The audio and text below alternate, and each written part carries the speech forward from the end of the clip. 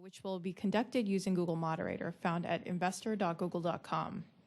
As a reminder, we will only be taking questions that pertain to our mobile business and strategy today.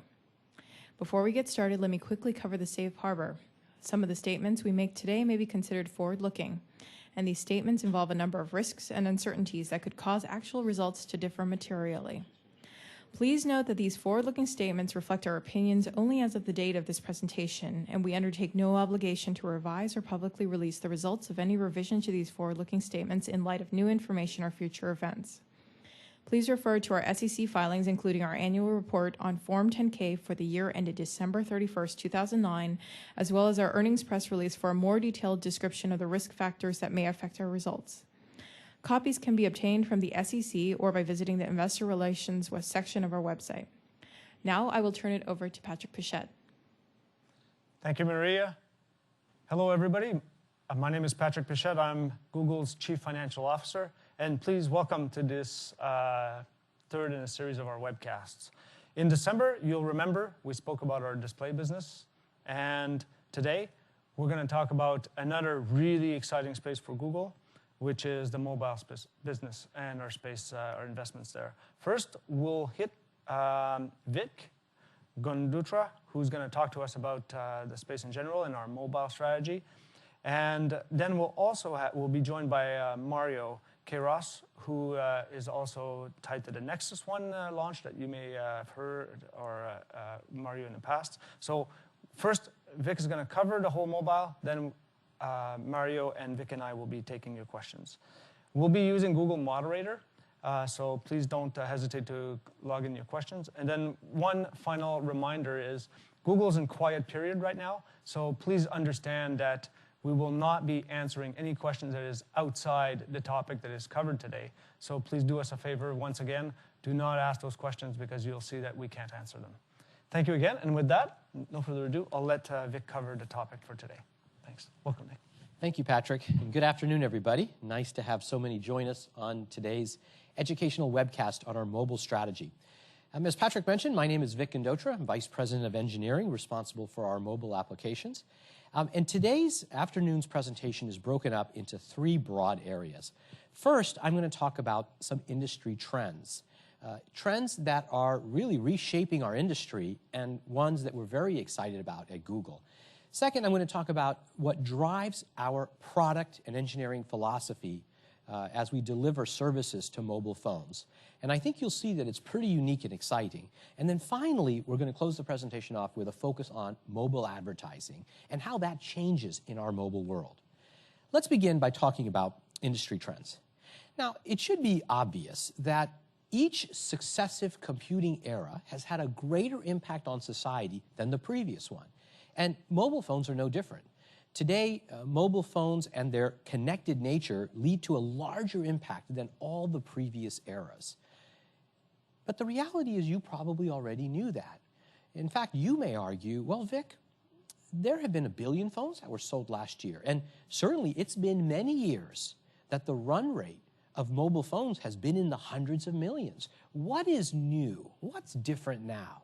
Well, that's what this presentation is about. We're going to talk about the real change that has occurred in our industry, and that is the arrival of the mobile internet and why that change occurred. We believe it occurred because of simpler data plans, better browsers, and a new class of smarter devices. Let me talk about each of these specifically. Let's talk about data plans. You know, this emergence of a new class of phone like the iPhone or the Android phone or the Palm phone really has changed the dynamics. It's changed the dynamics because those phones come with data plans, simple to understand data plans. This chart gives you a powerful proof point of what happens when you give a consumer a simple to understand data plan. At first glance, this chart may seem counterintuitive to you. That green line represents Metro PCS, a small US carrier with 5 million subscribers, and the chart represents internet usage as measured by proxying via Google. That bottom line is a carrier in the United States with similar Google placement on their phones and 10 times the number of users. But look at the usage. What's the difference between these two? Well, one of the difference, in addition to some different phone models, is that Metro PCS chose to go with a very simple to understand data plan, and that drove usage very, very high. In addition to data plans becoming attached to these new phones and simple data plans that are understandable, the other big sea change has been the inclusion of a new breed of web browser. In our industry, technically, we call these web browsers WebKit-based browsers because it represents the open source engine that powers that browser. But let me put it in simpler terms for you. It's a browser that works. 2 or 3 years ago, I suspect most of you wouldn't have believed that it was possible to visit your favorite website, CNN.com, ESPN.com, on your mobile phone. Your mobile phone was too small. Connectivity rates were too low. The browser didn't work. And yet, what we're seeing in the industry is a rush toward high-fidelity web browsers that are capable of running and rendering full websites. And that is a sea change, and one that's very exciting for Google.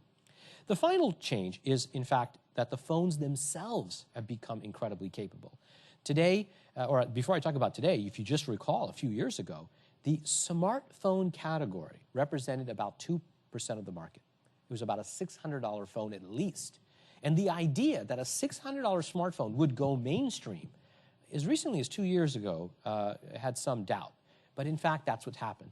Today, the average soccer mom or soccer dad has a smartphone, a phone that is replacing the feature phone category, and that bodes very well for Google's business. We'll talk about that in a minute. It's not just theories, it's data that really proves this sea change. This chart is, once again, very enlightening. What it highlights is a percentage share of internet usage.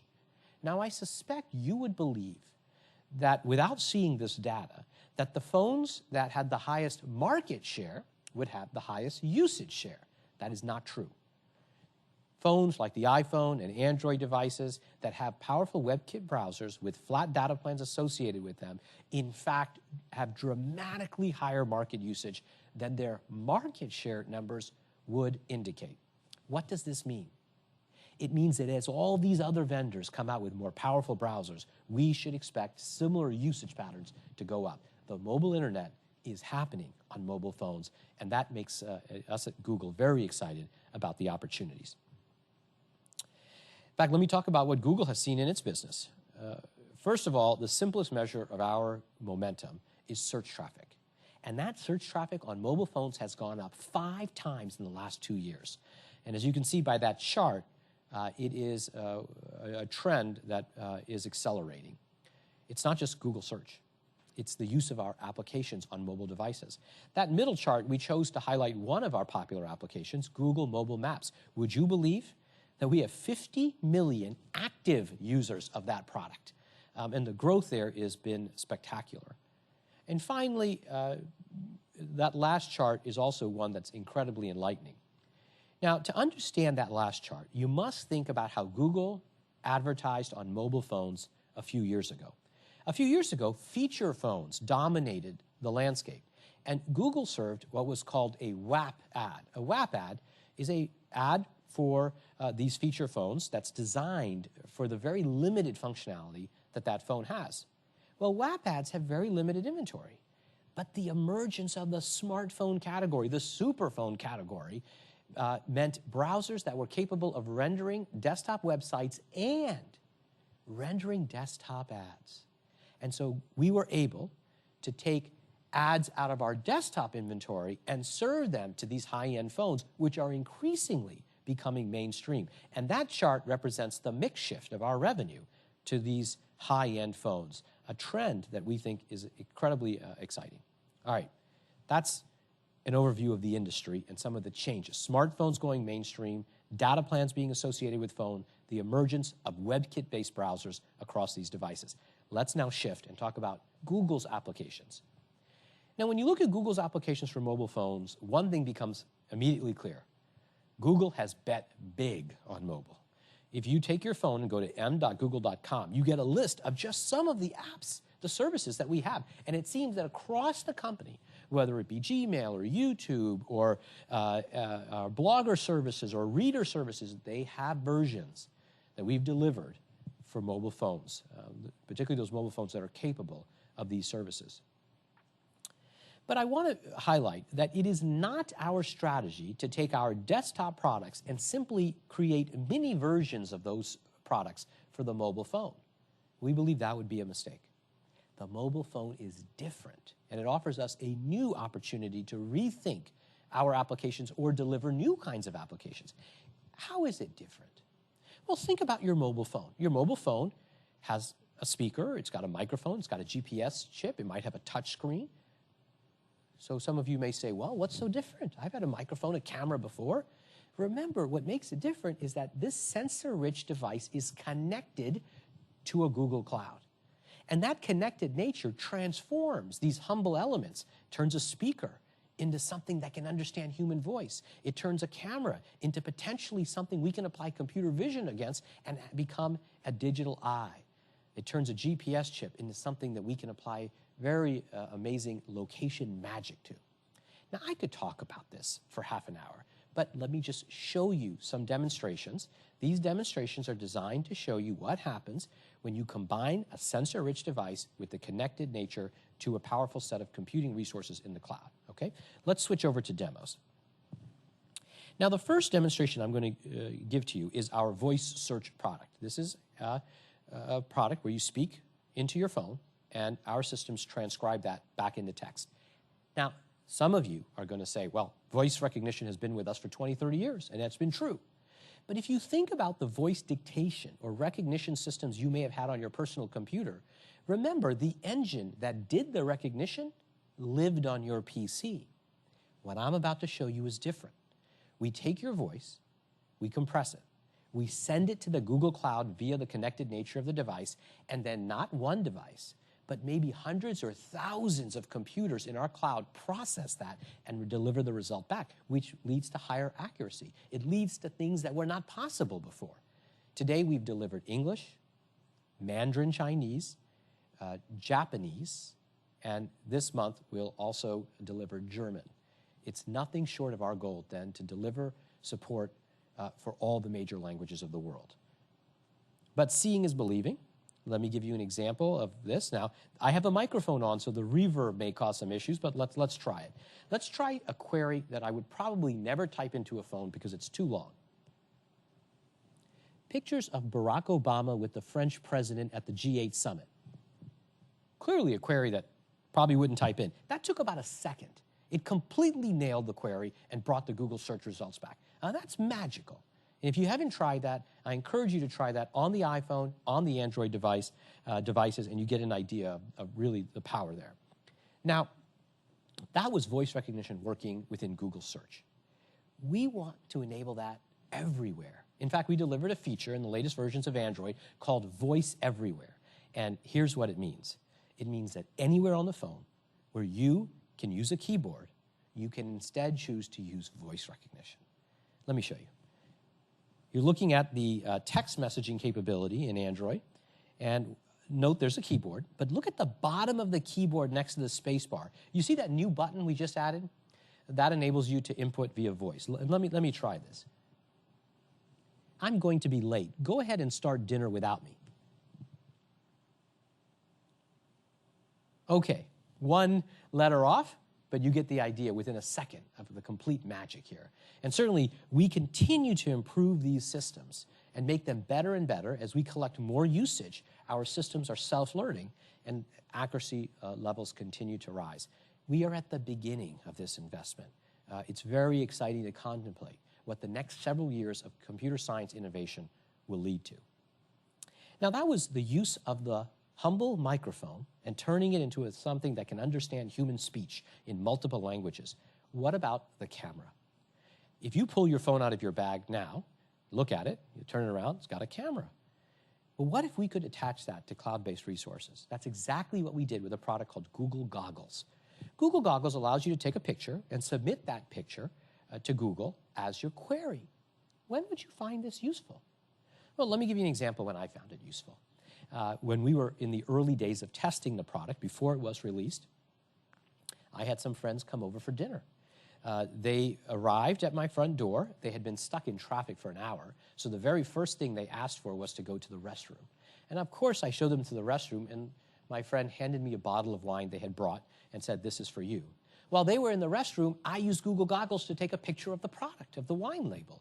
Of course, Google Goggles told me how much the wine cost, but it also told me hints, tasting hints, like that the product, the wine, had hints of apricot and hibiscus blossom. Just then, my friend came out of the bathroom. I put my yet unreleased Google product away, and she made me pour the wine. It was her favorite wine. She said, "Vic, what do you think?"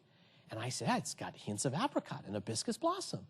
Now, I don't even know what hibiscus blossom is, but Google Goggles, a powerful service connected to the cloud, let me get some information about that product. Now, some of you may be saying, well, I'm not going to take a picture of a wine bottle. Let me give you another example.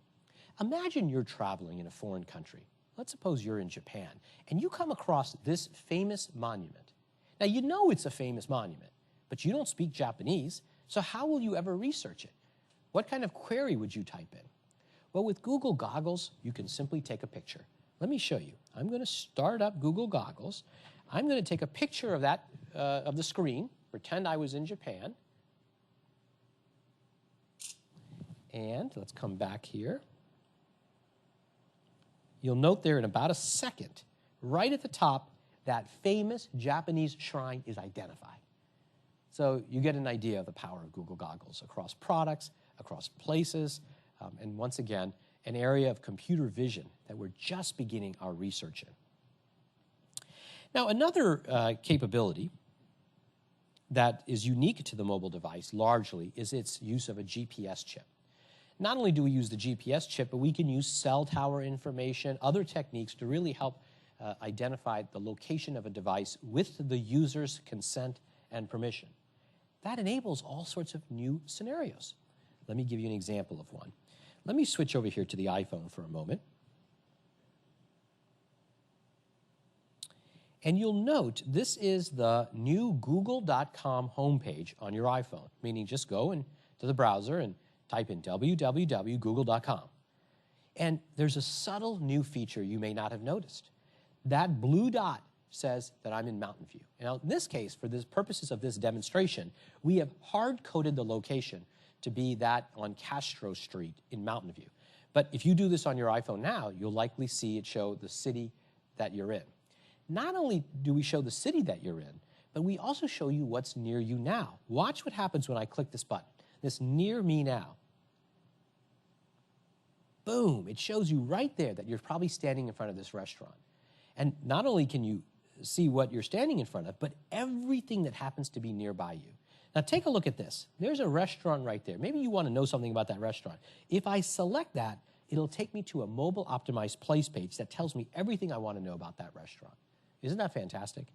And no typing. Literally, I just said, near me now, clicked on it, found out what my own eyes were seeing. I was able to have Google help me find more information about them.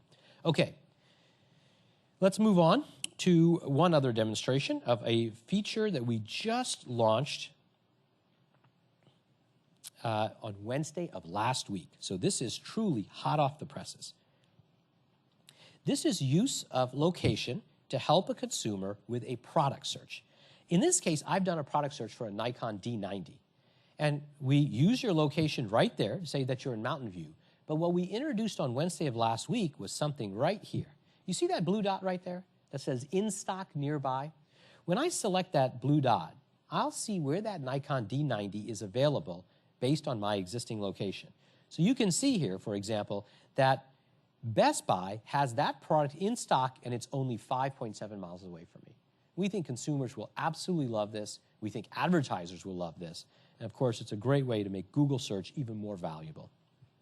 Finally, let me show you the use of location and voice in a connected turn-by-turn navigation product. Now, some of you will likely say, I know turn-by-turn navigation. I have it in my car. What's different about Google's approach? Well, what's different about Google's approach is that we optimize for a connected device. Did you realize that of all the navigation systems out in the world, only a few small percentage of them are connected? So I'm going to show you a demonstration, but I'm going to show you 6 features that could only be delivered because we are a connected turn-by-turn navigation product. Let's begin by starting up our Maps product, and I'm going to navigate to a hotel in San Francisco, the Hilton. Now, I suspect that, like myself, many of you have to write down the address of where you're going before you get in the car. Or maybe you text message it so it's on your phone, email it to yourself, so when you're in the car, you have the address. Guess what? You don't need to know the address in the Google product because we use the cloud to disambiguate location. Let me show you. I'm simply going to tell the product to take me to the San Francisco Hilton. So I'll type in SF Hilton, no address, and Google will figure it out. It'll say, did you mean any of these Hiltons? And yes, the Hilton right at the top of the financial district is the one I wanted to go to, and off we go. That's feature number one, because it's connected. Feature number two that we can deliver because it's connected is one of my favorite. Keep your eyes at the bottom of the screen. You see there that green icon at 48 minutes? If I touch that button, I'll get an overview of my entire route with traffic that's updated every few moments. Now, I know how to get from my home to Google every day, but I use this feature because I can see updated traffic along the entire route for free. It's a fantastic feature because we're connected to the cloud. Another feature is our use of satellite maps. Satellite maps are very popular on desktop. But imagine how popular, how useful they are in a turn-by-turn navigation product, where I'm able to get context. I can see, the location is around this building or around the school. And we've seen consumers react very, very positively to this ability to have satellite views in the turn-by-turn product. Okay, let me move on to another feature that can only be delivered because we're connected. How about search? Now, you may have a product in your car that allows you to search for ATMs or gas stations. But what about if you want to search for Olive Garden? What if you want to search for your favorite restaurant or a business? Then what? Well, because we're connected, we can search on anything that Google knows about. In this case, I'm also going to show you search plus the ability to search along route. So let me do a search. I'll do a search for something pretty benign. Actually, not Starbucks. I could search for Starbucks, but in this case, I want to search for burgers. Okay? And what's amazing here, if I zoom out, you'll really see the capability here, is that what Google is doing is Google is giving me all the burger places along the route I'm traveling. So I can select, there's McDonald's, there's another McDonald's, I can call the McDonald's if I wanted to. In this case, let's try another one. There's a Burger King, there's another McDonald's, there's a Rave Burger, there's I guess a generic burger joint, and there's an In-N-Out Burger. So just a powerful example of search associated with the route that you're going on across anything that you want to do. Now, finally, let me talk about another thing that we provide because it's connected. Think about your navigation product today. When you get to your destination, what does your navigation product say? Mine says your destination is ahead 200 yards. My wife's is a little bit better. Hers tells that it's 200 yards ahead on the left, but that's about it. Now, wouldn't it be great if Google could take its Street View imagery and show you a picture of where you need to go? Well, we do all that and more. We'll show you a picture, not only of your destination, but of every turn. All you have to do is double tap on the screen. We'll show you your next turn, show you a picture of exactly what that turn looks like, and in fact, give you the ability to interact with Street View so you can get a real sense of where you're going and where the key turns are. Isn't that fantastic? Now, one last feature. We realized that this application, while incredibly useful, was often difficult to use when it was an arm's length away on your dash. And so when the Android device detects that it has been put into a dock on a dash, we changed the user interface to be one that was friendly of an arm's length interaction. All the buttons become bigger, very easy to use. Now, let me put all of this together. Turn-by-turn navigation with disambiguation of address, with the inclusion of voice, with this new UI. Suppose I want to go to the museum that has the King Tut exhibit in San Francisco. I don't know the address. I don't even remember the name of the museum. Watch this. Navigate to the museum in San Francisco with the King Tut exhibit. Absolutely nailed the voice recognition in under a second. And then Google disambiguates the address. It's the D. Young Museum, right at the top, Absolutely perfect, and I'm on my way. Okay? So that concludes the demonstrations. Let's go back to the slides.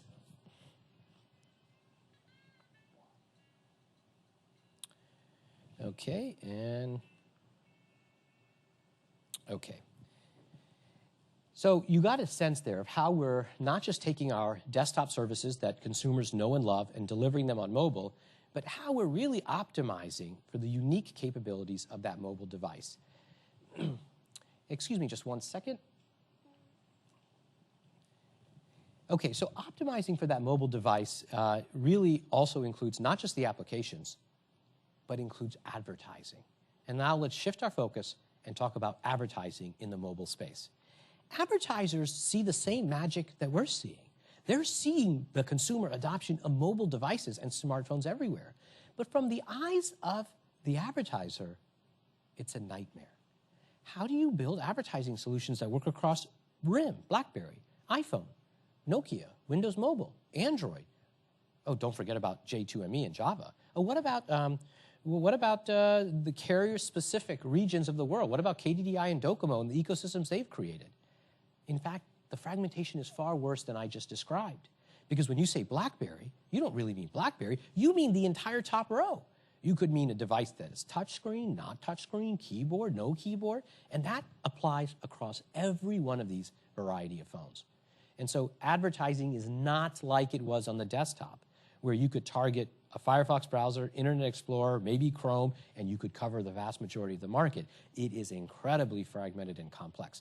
Google's strategy can be described simply as making things easy for advertisers. Now, that may sound like a marketing slogan. Let me show you how easy we've made it. What you're looking at now is a screenshot of the tool that advertisers use when running advertising campaigns with Google. It's called AdWords.